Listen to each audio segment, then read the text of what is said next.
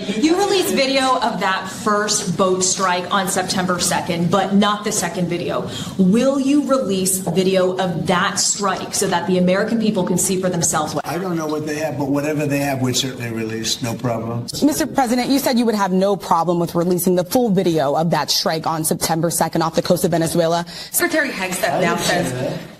You said that. I didn't say that. This is ABC fake news. You said that you would have no problem releasing the full bit. Okay, well, Secretary Hegseth... Whatever Hegseth wants to do is okay with me. He now says it's under review. Are you ordering the Secretary to release that full video? Whatever he decides is okay with me. Are you committed to releasing the full video?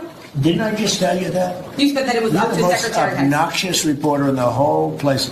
Let me just tell you, you are an obnoxious, a terrible reporter.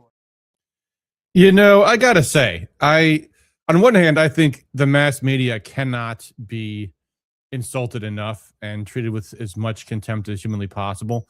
But at the same time, the way Trump reflexively just bashes every single reporter for asking a question he doesn't like, it gets old. It wears out. It diminishes the power of, this kind of criticism. How's it going, guys? Welcome to the Rescue Michigan Sunday Night Live stream.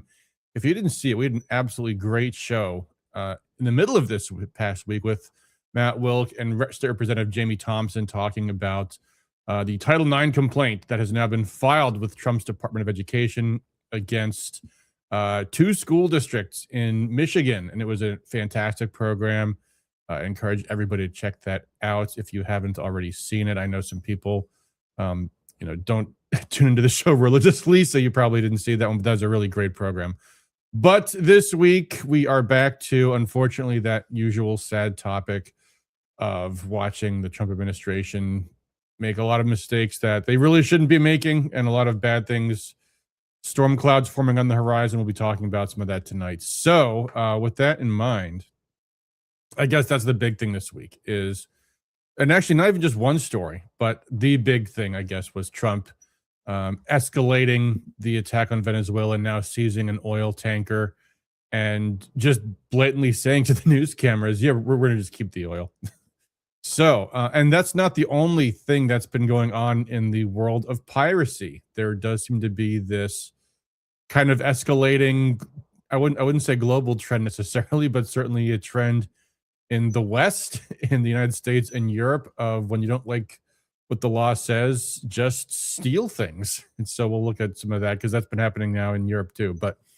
But first off, this Venezuela thing. So I think we're starting to see Trump's Venezuela strategy take shape. Still no invasion, no ground forces going in. I think Trump probably understands that would be a disaster. Venezuela is a jungle country. It's a huge country. It's, bigger than Iraq by quite a lot. So what they're looking to do is, if and when possible, overthrow the government through a coup, through the CIA, maybe a decapitation strike if they can identify where Maduro is at some point, but that hasn't happened yet. So in the meantime, it's this kind of ongoing harassment campaign with the plans to decapitate on deck. And so first it was blow up the drug boats. Now it is also what appears to really be a naval blockade. Obviously stealing the oil from the one tanker, but in general, blockading trade going in and out of Venezuela on the sea, which conflicts with American law in kind of a major way. And one of the things, it's funny because the Trump administration is citing what, the national security strategy document we talked about last week. They call it the Monroe Doctrine. Is not what the Monroe Doctrine was, but the essence, in fact, it's the essence of the Monroe Doctrine was non-intervention, reciprocal non-intervention between the Americans in the Americas and the Europeans, and saying the Europeans.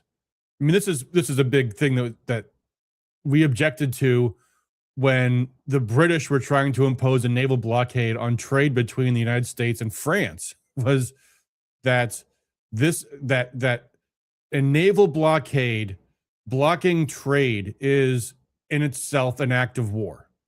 And these are the kinds of situations that have started wars in the past. So it's not just that we're blockading the country, but when you cut off their ability to do business, it becomes a problem. So why is the Trump administration doing this? Well, I think there's a couple of things. First off, the calculation from the Trump administration is that this is popular. Voters support this. Voters actually like it because we're fighting the drug war. Although we're not actually fighting the drug war. The drugs are coming in from Mexico. Anyway, we talked about that in the past. If the Trump administration's actual goal was to stop drugs from coming in, they would be blockading Mexico, not Venezuela. The drug deaths, if you look at what drugs are killing Americans, it's overwhelmingly opioids. It's overwhelmingly fentanyl. It's not cocaine. And cocaine cocaine comes mostly from Colombia. Some comes from Venezuela too. But the obvious target of this whole thing was targeting Venezuela for geopolitics. In fact, here's the statement. This is the statement. This is from Google Translate, but the statement was obviously originally in Spanish. Here is what the government of Venezuela said after the seizure of the vessel. Quote, the Bolivarian Republic of Venezuela denounces and strongly condemns what constitutes a blatant theft and an act of international piracy, publicly announced by the President of the United States, who confessed to the attack on an oil tanker in the Caribbean Sea. This is not the first time he has admitted it. During his 2024 campaign, he openly stated that his objective has always been to seize Venezuelan oil without paying any compensation in return, making it clear that the policy of aggression against our country is part of a deliberate campaign to plunder our energy resources. Where's the lie? Is anything untrue about that? But the statement goes on.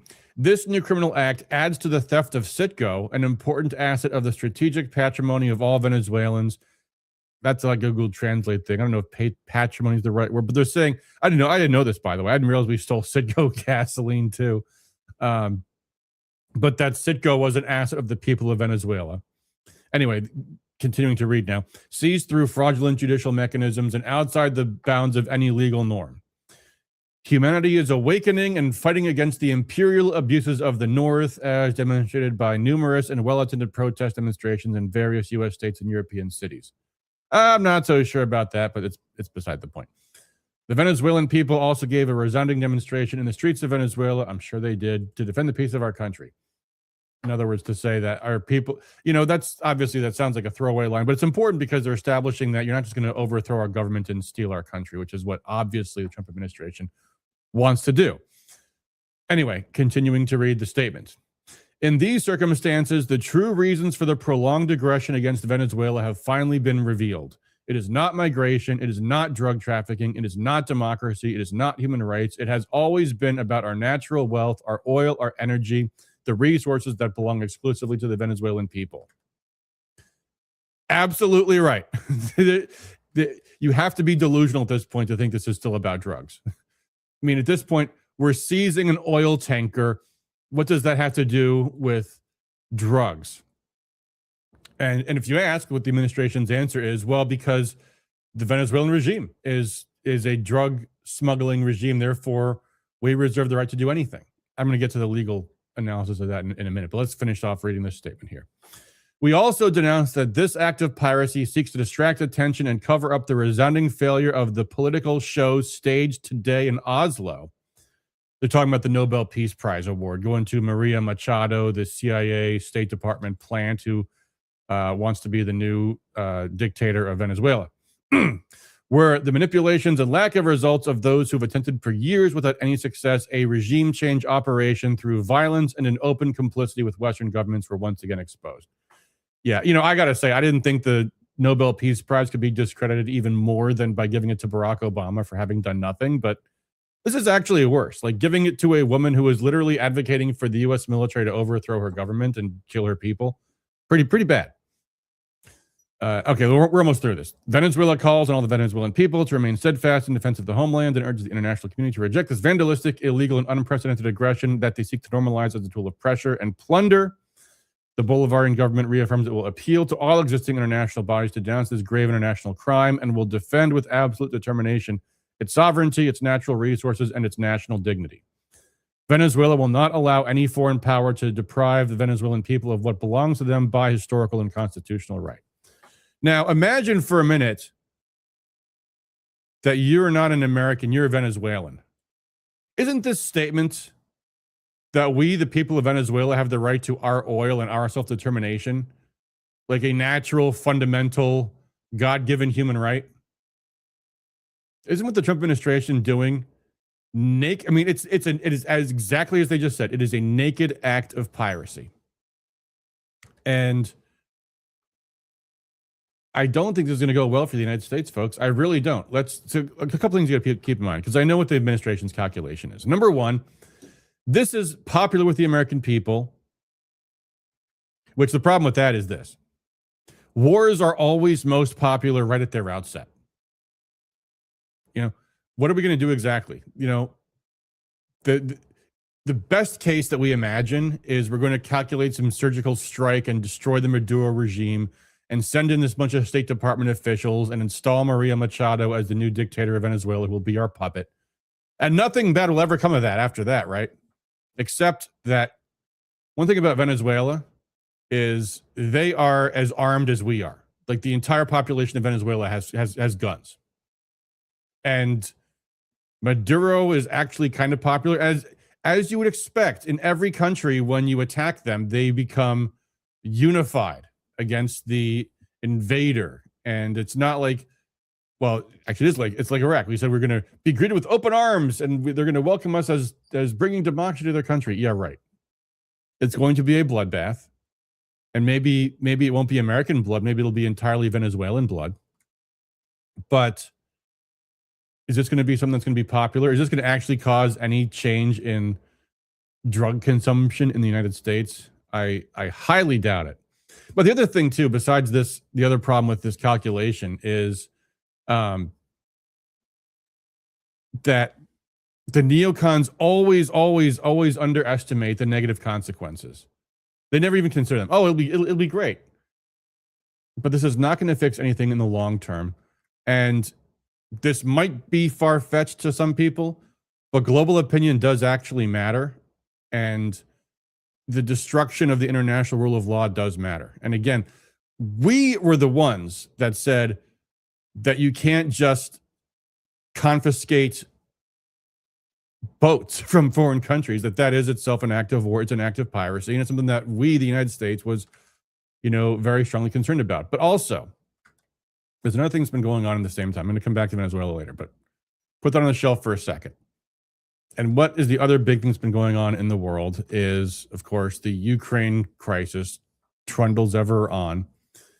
And what has been going on in Europe this past week is that the Europeans have apparently decided they're going to seize permanently about $200 billion worth of assets of Russian assets in European banks. Okay, that's one thing. I gotta flesh that out in a second. But the other thing too is that now there has also been an escalation of boat seizures and piracy, essentially in the high seas, involving Europe and Russia. So there was, first off, Ukraine has been attacking Russian ships, which has led to Russia now attacking ships in Odessa, which is the Ukrainian port on the Black Sea. It's Ukraine's naval port city. And Russia's response has been, okay, you're gonna attack our boats, we're going to attack yours. Meanwhile, the United States also boarded a ship and seized cargo heading from Iran to China about a month ago. There's just a New York Times article that came out saying this happened a month ago. Well, now Iran has detained an oil tanker in the Gulf of Oman. So there is now reciprocal acts of piracy going on all over the world. And this is now becoming normal. Like, this is not going to be escalating. This is going to be escalating because we are fundamentally no longer respecting the law of the sea. And we are now going to be in a war with China. What's China's reaction to this going to be, do you think? Already the Russians are starting to deploy destroyers to escort these trading vessels. This is getting out of control, and it's getting out of control quickly. So what's happened in Europe with the money in European banks? Well, here's the thing. Americans and Europeans also had money in Russian banks. And when Europe froze Russian assets, they froze ours. remember seeing a video a while ago from Jim Rogers, who's an American who had his money seized, frozen by Russia. And he says, yeah, they didn't ask me about it. So what Europe did, all of these, well, not all, a lot of European entities said, we can't do this because it's theft. You can't just steal money from another country out of your bank accounts. That is thievery. And if we do this, people aren't going to want to put money in European banks anymore, because if we can steal Russia's money, they'll be worried that we might steal their money too. So Euroclear, which is this bank based in Brussels, is resisting. The Belgian government's resisting. Multiple European states are resisting, and in the European Union, you got to vote unanimously. So they're now trying to rewrite the rules and saying this is an emergency, and therefore we can throw out the unanimity requirement and have it just be done by majority. So they've essentially, this is all moving very, very rapidly forward. Russia, by the way, says if you steal our money, we're just going to steal yours back, and that'll be the end of it. But what won't be the end is this normalization of just confiscating other people's assets and pretending it's not an act of war. But it is. And these are now global escalations. By the way, trade is a two-way street. So if you're blockading Venezuela, you're blockading the ability of other countries to trade with Venezuela. You think they're going to have nothing to say about that? I guess we'll find out. I guess we will find out. But for my money, I think this is all going the wrong way. And again, I'll say this before, I'll say it again. None of this was ever necessary in the first place. Trump didn't campaign on this. He didn't win on going to war with Venezuela. But somehow that's where we are. Meanwhile, the other big foreign policy thing is also the negotiations between Russia and the United States and Ukraine, which have gone absolutely nowhere. And they're never going to go anywhere. So why do they keep playing these games? Like the other day, Vance comes out and says, yeah, we're very close to reaching a deal. No, we're not. The Russians have said over and over and over again, the negotiations haven't even started yet. Like phone calls between Trump and Putin and Jared Kushner and Steve Witkoff, who are not even official designees of the government to do negotiating. Putin, like a week or so ago, says, the only way we negotiate a peace is with proper diplomatic negotiations. Those haven't started. And if they were to start, Ukraine has just said, we will agree to nothing. We will agree to absolutely nothing, let alone, conceding that the Russians have taken territory. The Ukrainians won't allow the Russian Orthodox Church. They won't allow speaking the Russian language. They wouldn't concede to not being the only country in the world that bans a language. So there is absolutely no compatibility whatsoever between what Ukraine wants and what Russia wants. Nothing at all. So this is going. So why does this administration keep saying this? Oh, we're this close. We're this close to a deal, guys. No, we're not. We have made absolutely zero progress towards any resolution of the Ukrainian conflict in the past year. And again, Zelensky gave Trump his 100th off-ramp to just walk away. Remember a few weeks ago, Trump set a deadline. He says, Ukraine's got to agree to this 28-point plan by Thanksgiving, or else I'll withdraw support for their military. And Ukraine called that bluff instantaneously. It's just mind-boggling. Mark asks, why are you not talking about state issues? I think what you're talking about are federal government issues. Yeah, they are, Mark. Well, first of all, because we just did a show earlier this week on state issues. You can check that out on our channel. But also because state elections are often influenced by federal events. Next November's election, Susie Wiles even just came out, Trump's chief of staff, and just said, we are going to make the next election all about Trump. That is their strategy. They just said that's what the strategy will be. So as much as I would like the election next year to be a referendum on Dana Nessel and Jocelyn Benson and Gretchen Whitmer, it's probably not going to be. It probably won't be. Voters are going to go to the polls next November to send a message on what they think of how this administration is doing. That's what's going to likely happen. And again, I hate to sound like I'm a voice in the wilderness on this, but it is not healthy for the Republicans to be, clapping and cheering when Trump does things that are going to have disastrous long-term and even mid-term consequences. So, you want to talk about a state issue? Here's one. Indiana Republicans apparently have decided to reject their own plan to redistrict and in doing so likely pick up some more federal seats in Indiana. Let me see if I can find the I think I have a clip of a comment about that. Yeah, okay, let me pull this up. Hold on one sec. So this is from Indiana. No, not that. This. How do I switch? I have to remove it and add it again later. I guess it was. That's a clip I was going to play on something else. Okay, here we go. There it is. So, even though Indiana has a supermajority of Republicans in the state legislature, they got enough Republicans to vote with Democrats against redistricting.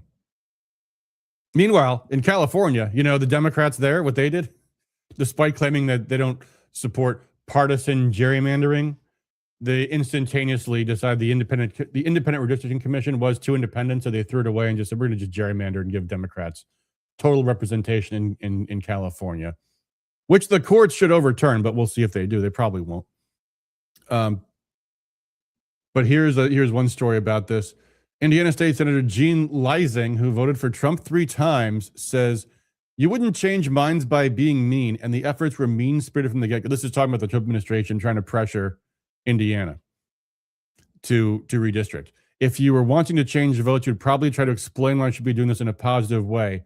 That never happened. So there is, and now I should say, regardless of the Trump administration's approach to this, the Republicans in Indiana are still absolute fools for not taking the advantage that they have, because guess what? The Democrats are going to take that advantage. That's the way the Democrats operate. But there's also something to be said here about this too, which is just as we saw how Trump has been an absolute douchebag to Marjorie Taylor Greene, this is the way the administration operates. And they're just saying it out loud. If you tried being nice to us and schmoozing us, we might have gone along with your plans, but instead you browbeat us and threatened us and, sent people to attack us. So we just said, F you. Now, that's still a big mistake. They shouldn't have done it because it's going to be, but this is the way this goes. I was just reading the day. Apparently, the reason we're going to lose the midterms next year is not because of, the things the government is doing. It's because of Candace Owens and the chatter on the internets. I don't think so. Jay Mashad says, we do not want the electorate to have a feeling of Republicans bad going into November 2026. Well, look, folks, if Candace Owens is not the one to change the results of the 2026 elections, it's certainly not me. So don't shoot the messenger here, folks. Anyway, what were we talking about? Oh yeah, Indiana. Well, I think we're done with that story. The other big story this week, if you didn't catch this, but there was an FBI whistleblower who has now been fired by the Trump administration. Here's the story. Barnes is a nice summary. Basically, Kash Patel and Dan Bongino used the settlements to try to silence FBI whistleblower, tried to pay him off. When it didn't, talking about January 6th, when it didn't silence them, they fired them. So here's the letter from the FBI. Dear Mr. Friend, you are being summarily dismissed from your position at the FBI, removed from federal service immediately. Under my authority as FBI director. So this is coming from Kash Patel. You entered into a settlement with the Department of Justice. You were reinstated as duty pay. But then in October of this year, you began to participate in the public dissemination of media sources regarding the FBI's open investigation into 2 pipe bombs that were discovered in the vicinity of the Capitol on January 6th. You appeared in a podcast with members of the media discussing the ongoing investigation. He offered commentary from a position of presumed credibility as an FBI special agent with no knowledge of the details or status of the ongoing investigation. In November, you were reminded of your obligations and requirements. However, you made additional comments regarding the pipe bomb investigation. And you continue to appear on these podcasts. You stated the FBI was engaged in a put-up job with respect to the subject. Then, and this is a quote, "May God have mercy on your soul." I'm going to end with this. I'm going to bring up my inner commodus. Better pray to Gaia, Vishnu, whoever your maker is. That real Steve friend is never position in God's ethics. I'll be merciful, blah, blah, blah. So you're fired. Here's Miranda Devine's take on this. "I can vouch for Steve's integrity, have known since he blew the whistle on January 6th excesses and other FBI malfeasance." So this is a guy who worked for the FBI, who was on our side as a whistleblower exposing the FBI abuses in the run up to January 6th. And now the FBI uses the excuse of hot talk on his friend's podcast to fire him. Should have been reinstated, like Scott Bessent honorably did for whistleblowers Gary Shapley and Joe Ziegler. Instead, it took until this October to finally sign the deal. But Steve was never given back his gun and security clearance and security pass. Since his reinstatement, he has had no job, no health insurance, and was not paid the 3 years back pay he is owed. And then finally, after being a podcast, he was allowed back in his office, but had to be escorted everywhere, had no duties. Now gets a firing letter for his rude comments. So there you go. He was suspended by the Biden administration for 3 years without pay. I'm sure that was pleasant for him. And then after the Trump administration's FBI did nothing for him. And this is, again, all tied to the very strange, bizarre January 6th pipe bomber story, which doesn't quite seem to add up. But Kash Patel says, yeah, we got the guy. We crushed it. And this guy was disputing that, so they just fired him. Bizarre. Meanwhile, in the good news side of things, America's most effective congressman, Thomas Massie, reports that thanks to the Epstein Files Transparency Act that he forced the legislature to pass over the objections of Trump, over the objections of Mike Johnson. Of course, Trump flipped at the last minute once it was clear he would lose. New development. 3 federal judges who previously could not release grand jury material have now ruled that our Epstein Files Transparency Act has changed the legal landscape, and they will be releasing all material with redactions to protect victims. So there you go. Thomas Massie delivering the campaign promises that Trump made over his own objections. It's a sad state of affairs, folks. What else happened this week? Trump signed the National Defense Authorization Act, $800 million for Ukraine, which in the scheme of things that's peanuts. You know, I mean, that's pocket change for Zelensky. That'll barely buy him another boat. But still breaks the core campaign promise. We did just vote to fund Ukraine yet again. So there you go. How much longer is this going to go on for? And again, I know Trump wants to do the right thing with respect to Ukraine, but he just can't bring himself to walk away. And he is in the neocons trap. It's like this big bear trap and this big wheel of cheese in it. And Trump stepped in it and he's stuck in it and he just can't get out of it. And how much longer is this charade going to go on? Oh, yeah, we're having peace talks.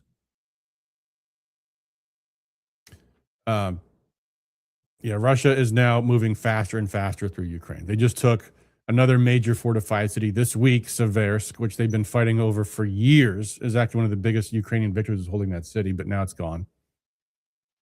And now Russia is going to be blockading the port of Odessa. So the escalations just keep happening. It just keeps ramping up to where is this going to go? It's obvious where this is going to go. It's going to go to the collapse, military collapse of Ukraine, the political collapse of Ukraine. And I've been saying since the middle of last year where this was going to go. The plan from day one is blame Trump for the failure in Ukraine. And Trump saying it's not my war wasn't good enough. He had to actually not make it his war anymore. But now he's just another appropriation, $800 million for Ukraine. Why? Why would you give the Ukrainians more money when the war is lost?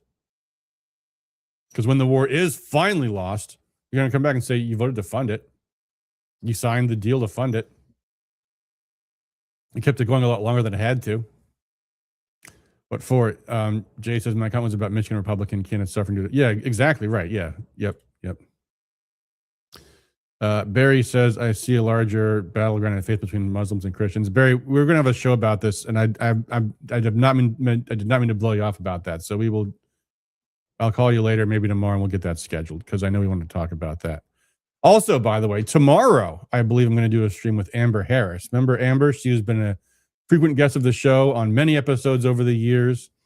But she more recently has been involved with the Libertarian Party and wants to talk about doing that, which I have said before. I don't think that's a productive use of our time, but she disagrees, and we're going to have a discussion about that tomorrow night, probably the same time. I assume at 8:00. But you look for the pop up about that, and we'll talk about it. We'll discuss it. Mark says all elections are important to me, but I think the election for the Michigan State Board of Education and local school boards would be specifically important next year. I absolutely agree, and again, that's why I did that show earlier this week with Matt Wilk and Representative Jamie Thompson. We will probably have more shows about that over the course of the year. In fact, I definitely want to get Tom McMillan, an old friend of mine who is on the Michigan State Board of Education, on the program again as well. Perhaps Nikki Snyder also. Yes, I think, and again, I did a whole show about this earlier this week, so check that out. But yes, absolutely, that's one issue that we're kind of winning on. But the upshot from the show last week was the ball is in the Trump administration's court. They've got to start getting through these Title IX complaints. And, Matt made the point that we probably lost a good month and a half because of the shutdown. But okay, these are not proceedings that should take years. They should be done in frankly weeks once they start. The set of facts we have in Monroe County and Washtenaw County, which just happened, is more or less the same story all over the country, which is that the Trump administration passed a rule that says boys can't play in girls' sports, and the Democrats are allowing boys to play in girls' sports, which they can't, and they have to have their federal funding withheld to make them stop.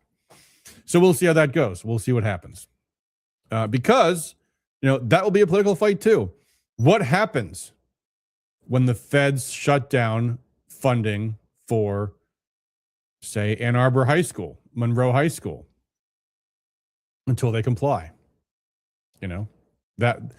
That will not be without consequences. Obviously, at some point, the schools they'll be forced to comply, but they're going to put out letters telling parents, "Oh, your teachers aren't being paid because the Trump administration is withholding funding because of and they'll lie about why."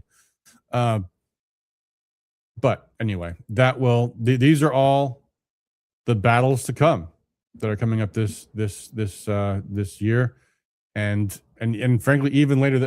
We're already in the holiday season, so maybe not so much this month, but is going to be a full court press, and the clock is running out. Like by June, it will be in full blown campaign season. There will be no more legislative activity in Congress whatsoever, and there's been almost none this past year, by the way.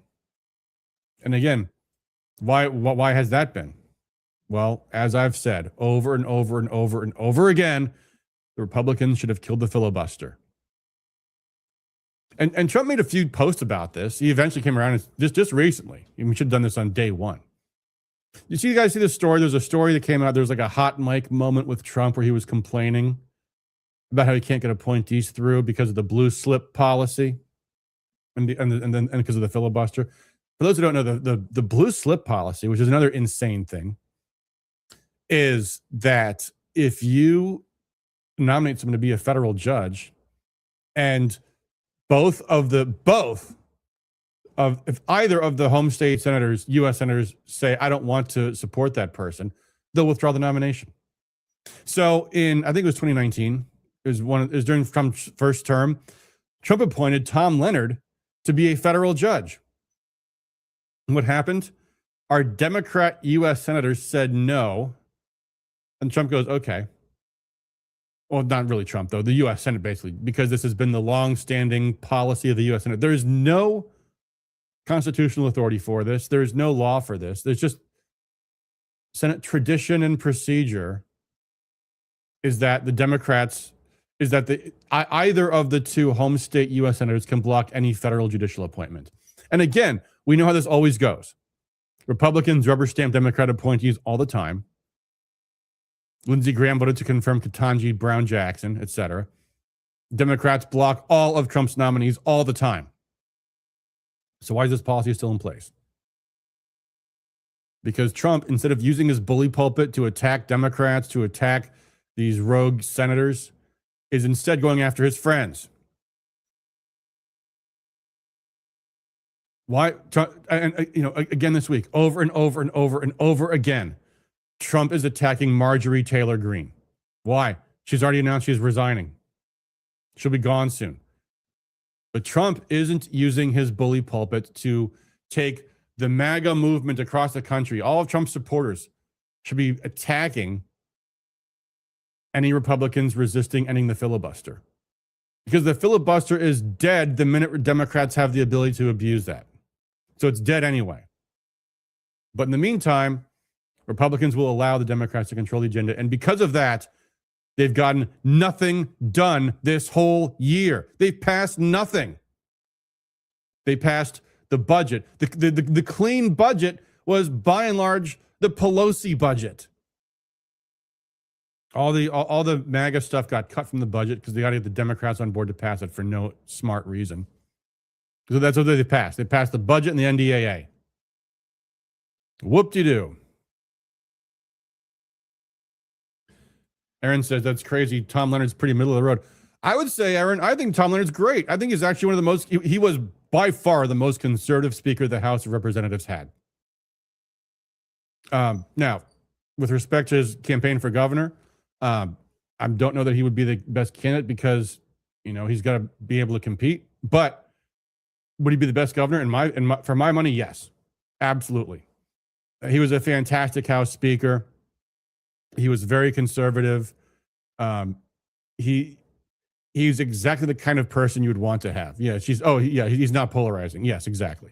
Yeah. But that's what the Democrats were doing. They were blocking all of his judicial appointments.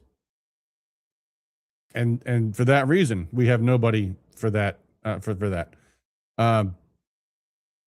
Aaron says he should be running for AG. Oh, well, maybe, but he ran for that once already, which unfortunately is a strike against him now. But anyway, never mind that. The point being, the reason we have a completely out of control rogue judiciary, part of that is because of even appointees going back to like the Reagan years are still, turns out, anti-Trump, psychos. But the other thing is, Trump has not been able to get most of his best appointees picked. The only ones that get through are the ones the Democrats are going to condone, except in some cases, like where both of the U.S. senators in a given state are Republicans, which is not most of them. So, yeah, it's outrageous and it's crazy. So, all right, we've got a stream tomorrow night coming up, and I don't have too much more to talk about. I hate to be the bearer of bad news again, but this, once again, this escalation, whenever Trump is going along with the neocons, he is digging his political grave. And mark my words, this business with Venezuela will not end well. And the thing that's one of the things that's also really just so bad about this is that Trump is just so brazen. Like, he was just asked by the news reporter, what's going to happen to that oil? Now, look at what Europe did. They freeze Russia's assets and just freeze them for years.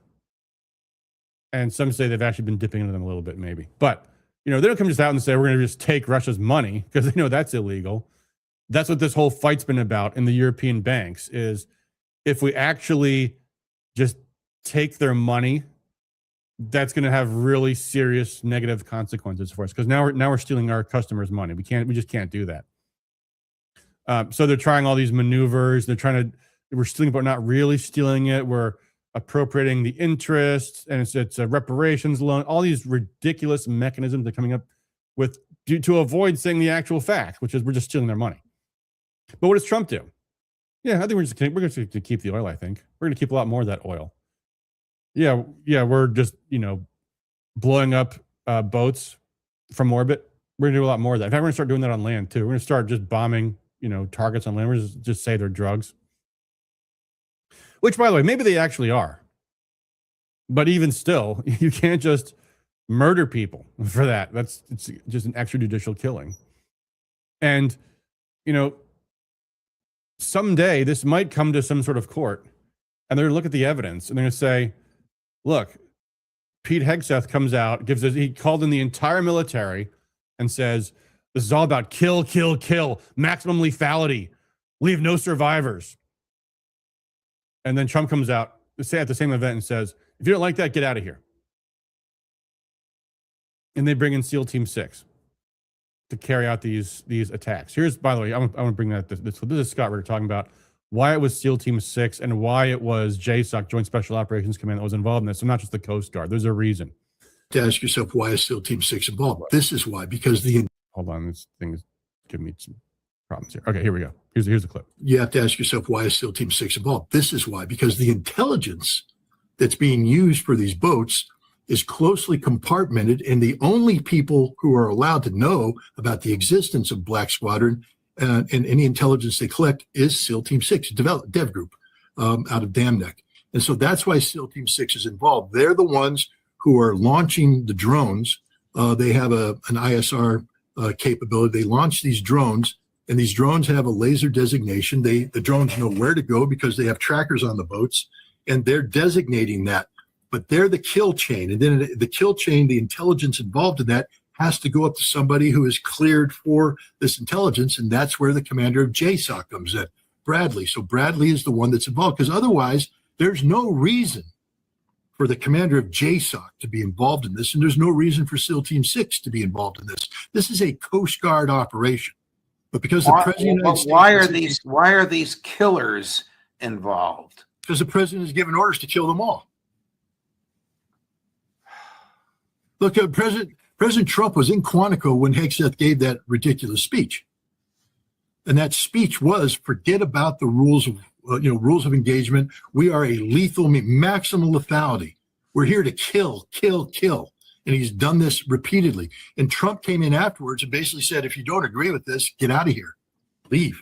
And Trump has made statements about we're here to kill these people, and he laughs about it. We're going to. Yeah, do you remember that clip, by the way, guys, where the reporter asked Trump about this? Yeah, well, the reporter asked him, like, do you think we should be, shouldn't they be entitled to due process? No, we're just gonna kill them and then they'll be dead. Remember Trump saying that? In the National Security Strategy document that was just published, in there they say that we are turning drug running into an action with lethal consequences, and we're giving the military the ability to, use lethal force. That's an illegal order, an unlawful order in writing, and this is with the president's signature. So the president's given the order.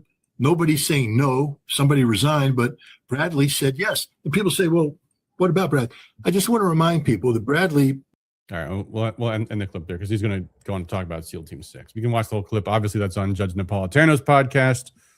But the point being, they're putting all of this in writing. They're doing this all right out in the open. It's very brazen. Again, compare this to like when George W. Bush went into Iraq, they got the authorization for use of military force, which is not quite a declaration of war, but it's more than nothing. So if Trump is operating on the assumption that there's going to be absolutely no legal accountability for him, I think that's a bad bet in my opinion. I could be wrong, but again, folks, I guess we're just gonna have to see. Anyway, that'll do it for us for tonight. Tomorrow, we'll have another stream talking with Amber and talking about maybe different ideas about how to be effective in politics. So we'll go from there. So we'll see you then. In the meantime, guys, stay warm as always. Thanks for all you guys do for liberty. And until next time. Oh, I always forget. Please, if you like the content, please do hit the like button. Please do hit the subscribe button. Please hit the share. pass it out. It really does help our our traffic. So we appreciate that. Real quick, well, I was about to end the stream, but Aaron asked a question. You think it was okay what Slotkin said about then about unlawful orders? Well, the thing, Aaron, was the way that it was said by Slotkin and Mark Kelly and the others was it was very carefully worded to not be specific to any one order. Like they didn't say if Trump ordered the shooting, if Trump ordered the Hellfire missile to be put on a drug boat, that's an illegal order. No, they didn't say anything like that. They just said what is a truism, which is that you can't you don't have to obey an unlawful order. In fact, you should not obey an unlawful order. Right? The question is an order unlawful? Well, if you assume an order is unlawful, then of course you have to not obey it. So they understood this. What Slotkin said and Mark Kelly and the others said, I guarantee you, was reviewed by lawyers before they said it. It was a Democrat operation. And it was a trap that the Republicans walked right into to say, hey, this is treason and how dare they? And to go to the point where Pete Hegseth, I think it was, put out a statement saying we're looking into whether or not this was even legal because I guess Mark Kelly is still on active duty or something. We'll see where that goes, but it's going to go nowhere because I have no doubt that they already knew when they put out that statement what it was in reference to, which is all this stuff.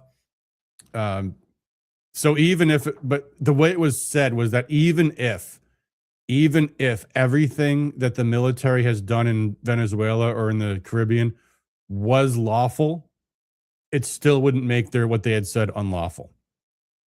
Was it okay? Well, it wasn't okay, but it was a political trick the Democrats played and Republicans fell for it. So, oops, another big mistake, another failure. And Slotkin's been raising money off of it. All of them are, but Slotkin too.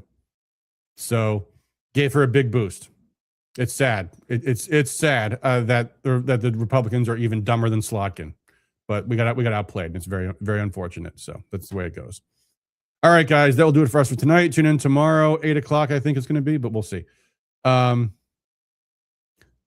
says it was still treasonous in spirit. Well, yeah, it was, but that's the way. That was the trick. That was the trick. That was what we fell for. Yes, in spirit it was. In spirit it was treasonous. You're right. But again, this is politics. Legally, it's secure. It's sound. Politically, it was a smart play by the Democrats because this is not going over well for them. Because as we're seeing what's going to happen. There's going to be more of these lethal strikes, probably soon on land. At some point, something's going to go wrong. By the way, let's see what happens then. This is all going to blow up in our faces. So, all right, guys, that'll do it for us for tonight.